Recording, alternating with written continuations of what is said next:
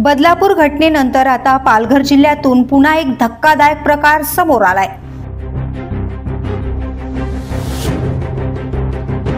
वसईमधील नायगाव परिसरात एका 7 वर्षाच्या चिमुकलीवर शाळेच्या कॅन्टीनमध्ये लैंगिक अत्याचार झाल्याची धक्कादायक घटना उघडकीस आली आहे। आरोपी आहे अवघा 16 वर्षांचा एक अल्पवयीन मुलगा, जो शाळेच्या कॅन्टीनमध्ये काम करत होता। ही चिमुकली दुसरी शिकत होती। एक दिवस ती कॅन्टीनमध्ये जाण्यास नकार देत होती। शिक्षिकेच्या लक्षात ही गोष्ट आल्यावर विचारलेल्या प्रश्नांना दिलेल्या उत्तराने सर्वांना हादरवून टाकलं। मुख्याध्यापिकेच्या समोर या चिमुकलीने कबूल केलं की त्या कॅन्टीनमध्ये 4 ते 5 वेळा तिच्यावर अत्याचार झालेत। मुख्याध्यापिकांनी तात्काळ पोलिसांना माहिती दिली। आरोपीवर पॉस्को कायद्याअंतर्गत गुन्हा दाखल करण्यात आला असून त्याला रिमांड होममध्ये पाठवण्यात आले।